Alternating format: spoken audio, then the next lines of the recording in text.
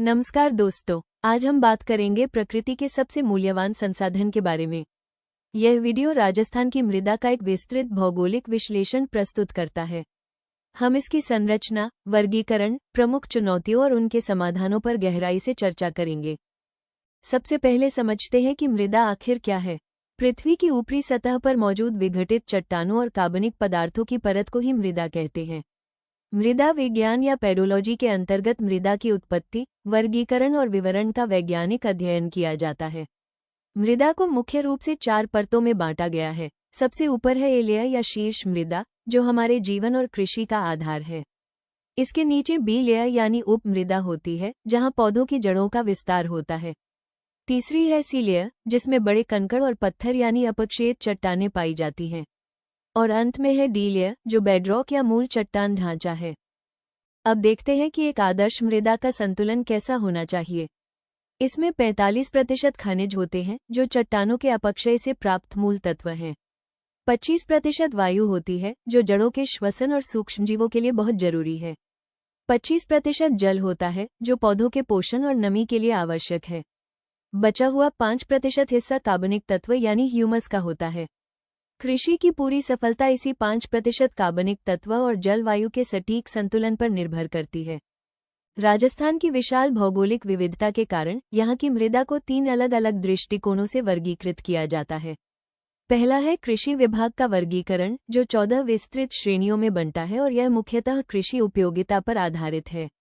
दूसरा है वैज्ञानिक वर्गीकरण या यूएसडीए मॉडल, जो मृदा कणों के आकार पर आधारित 5 प्रमुख प्रकारों में बंटा है। ये सबसे प्रामाणिक वैश्विक मानक है।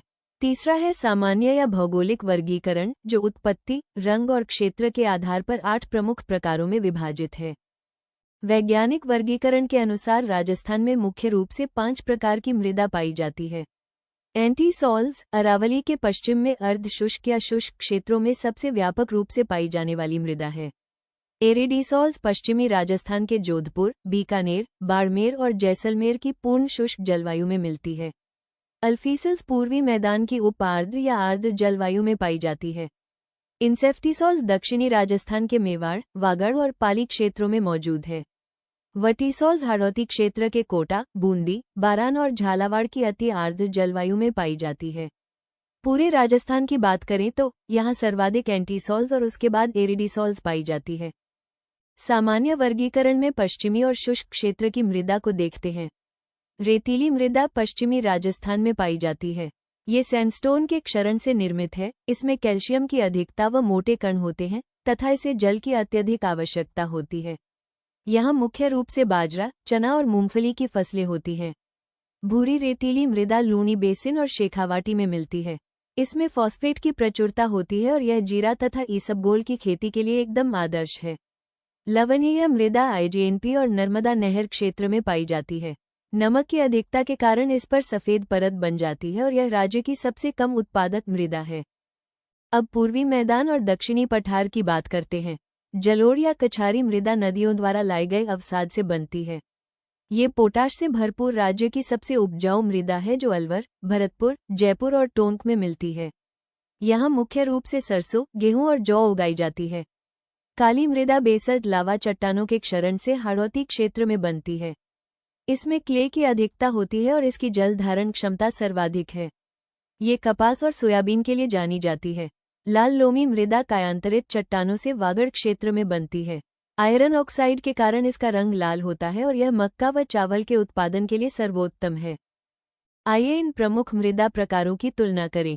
रेतीली मृदा में कैल्शियम होता है। इसकी जल धारण क्षमता बहुत कम है और यह पश्चिमी मरुस्थल में बाजरा व ग्वार के लिए उपयुक्त है।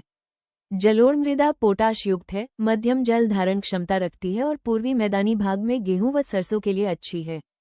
काली मृदा में आयरन और एल्यूमिनियम होता है। जल धारण क्षमता सर्वाधिक है और यह हाड़ौती पठार में कपास व सोयाबीन के लिए उत्तम है। लाल लोमी मृदा में आयरन ऑक्साइड होता है। जल धारण क्षमता कम से मध्यम है और ये दक्षिणी वागड़ तथा मेवाड़ में मक्का व चावल के लिए बेहतरीन है। राजस्थान की कृषि जीवन रेखा आज गंभीर संकट में है।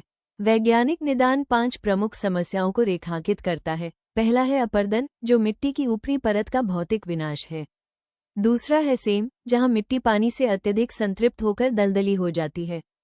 तीसरा है लवणता, जिसमें केशिकत्व के कारण सतह पर नमक का जमाव हो जाता है। चौथा है क्षारीयता, जब मिट्टी का पीएच स्तर 8 के खतरनाक निशान को पार कर जाता है। और पांचवां है मृदा क्षरण, जो रसायनों द्वारा मिट्टी के भौतिक, रासायनिक और जैविक गुणों का पतन है। मृदा अपरदन को किसान की रेंगती हुई मौत कहा जाता है। ऊपरी उपजाऊ परत का नष्ट होना राज्य की सबसे बड़ी कृषि चुनौती है। पवन अपरदन राज्य में अपरदन का मुख्य कारण है।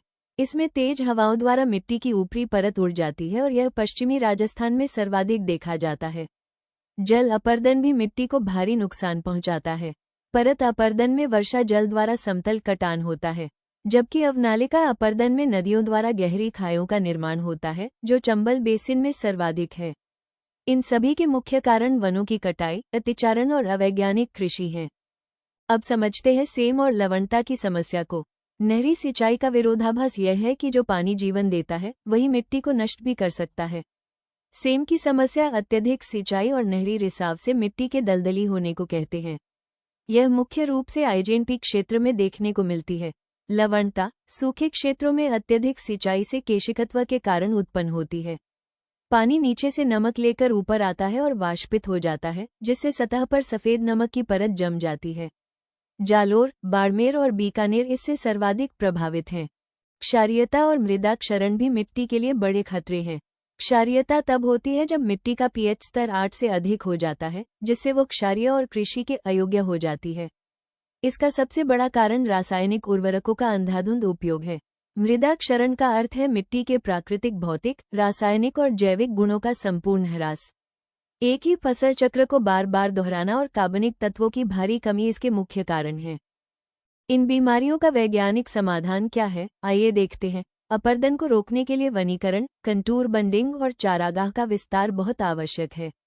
सेम की समस्या के लिए इंडो डच प्रोग्राम के तहत सफेदा प्लांटेशन किया जा रहा है और स्प्रिंकलर व ड्रिप सिंचाई का सुझाव दिया गया है। लवणता दूर करने के लिए जिप्सम का प्रयोग किया जाता है और लीचिंग विधि से नमक को नीचे धकेला जाता है। क्षारीयता मिटाने के लिए ग्वार व धंचा की हरी खाद का प्रयोग और रॉक फॉस्फेट डालना लाभदायक होता है। राजस्थान का भूगोल केवल एक मरुस्थल तक सीमित नहीं है। यह विविध मृदाओं का एक ऐसा कैनवास है जो राज्य की अर्थव्यवस्था तय करता है। जलवायु, मृदा और फसल आपस में मिलकर कृषि की नियति तय करते हैं। जहां एरिडिसॉल्स यानी रेतीली मिट्टी है, वहां बाजरा और ग्वार राजस्थान की पहचान बनते हैं। जहां वर्टिसॉल्स यानी काली मिट्टी है, वहां हाड़ौती क्षेत्र कपास और सोयाबीन का औद्योगिक पावरहाउस बन गया है। और जहां अल्फीसल्स यानी जलोढ़ मिट्टी है, वहां पूर्वी मैदान सरसों और गेहूं के विशाल भंडार हैं। मिट्टी की यही गहरी समझ सही कृषि प्रबंधन और भविष्य की समृद्धि की रीढ़ है। भविष्य का रास्ता जैविक क्रांति से होकर गुजरता है। मृदा संरक्षण का अंतिम लक्ष्य रसायनों से वापसी और प्रकृति के मूल स्वरूप की ओर कदम बढ़ाना है। जैविक खेती के कुछ मील के पत्थर स्थापित हो चुके हैं। भारत का प्रथम पूर्ण जैविक राज्य सिक्किम है। राजस्थान का प्रथम जैविक जिला डूंगरपुर बन चुका है और प्रथम जैविक गांव सलूम्बर का घाटी गांव है। हमारा अंतिम विचार यही है कि स्वस्थ 5% कार्बनिक मृदा ही समृद्ध राजस्थान का मुख्य आधार है। जो मिट्टी हमें हमेशा पोषित करती है, उसका संरक्षण आज की सबसे बड़ी आवश्यकता है। Don't forget to like, subscribe, and share if you enjoyed this journey through time.